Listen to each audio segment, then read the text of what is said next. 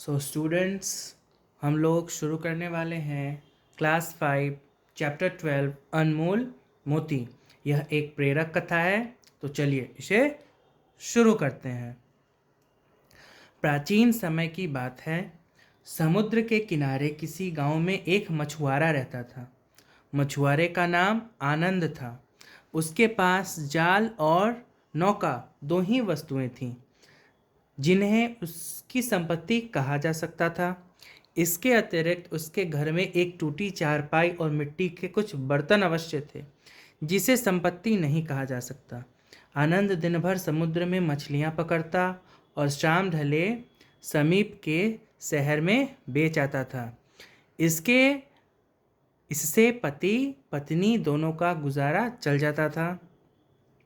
आनंद अपने इस जीवन से पूर्णतया संतुष्ट था, पर उसकी पत्नी तृष्णा हमेशा दुखी रहती थी।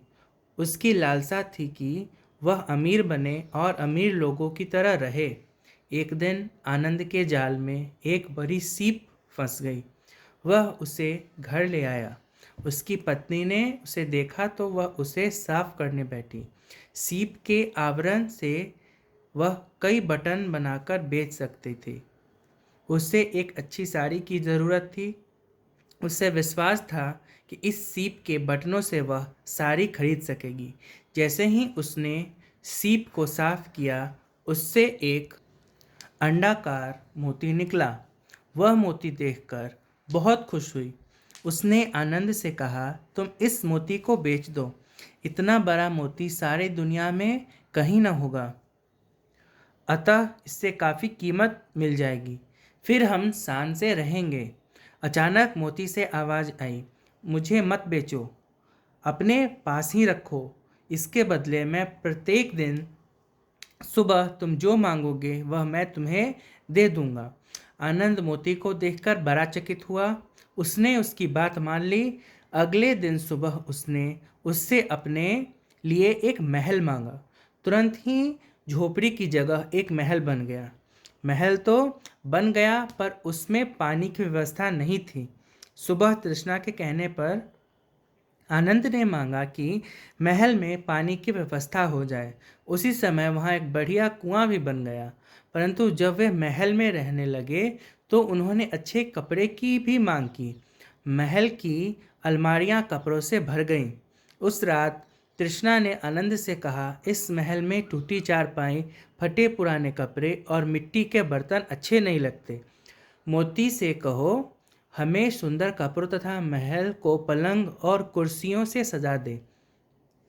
आनंद ने अगले दिन लज्जित भाव से मोती के सामने अपनी मांग रखी, तो महल में पलंग, कुर्सियां एवं विभिन्न जरूरतों के सामानों का ढेर लग गया। अच्छे बर्तन और गहने भी आ गए, किंतु जीविकोपार्जन के लिए अभी आनंद नौका पर ही मछलियां पकड़ता था। अपनी पत्नी की जिद पर अगले दिन उसने एक बड़ा जहाज और उस पर आवश्यक सभी उपकरण मांगे, परंतु समस्या का समाधान इससे भी नहीं हुआ। व्यवसाय की उन्नति के लिए गाड़ियों और हेलीकॉप्टरों की आवश्यकता हुई। उसे मोती से यह सब भी मांगना पड़ा। एक तरफ आनंद और तृष्णा के पास धन संपत्ति, बंगला, गाड़ियां और हेलीकॉप्टर आ गए, तो दूसरी तरफ उसका चैन समाप्त हो गया। व्यवसाय की चिंता, धन संपत्ति और मोतियों के लुट जाने का भय भी उन्हें परेशान करने लगा। पहरेदार और सिपाहियों के होने पर भी उसके यहाँ डाका पड़ गया। डाकू ढेर सारे गहने और धन ले गए, साथ में तृष्णा को बुरी तरह घायल भी कर गए। फिर भी तृष्णा को संतोष नहीं था। उसने मोती से धन लेकर एक बड़ा टापू खरीद लिया। वहाँ उसने महल, इमारतें, सड़कें बनवाईं, झीलों और नहरों का निर्माण भी करवाया और वह वहाँ की रानी बन बैठी।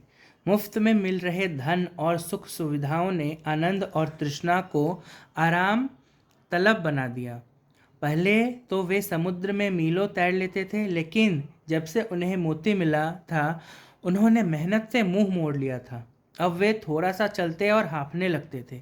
एक दिन समुद्र में सैर करते समय उनकी मोटर बोट डूब गई। समीप ही उनका जहाज खड़ा था। उन्होंने तैरकर जहाज को पकड़ना चाहा, पर शीघ्र ही थक गए। उनकी सांस फूल गई और वे चिल्ला भी नहीं सके। अंत में वे डूब गए। डूबते समय वे सोच रहे थे, मुफ्त के धन ने उन्हें आलसी बना दिया।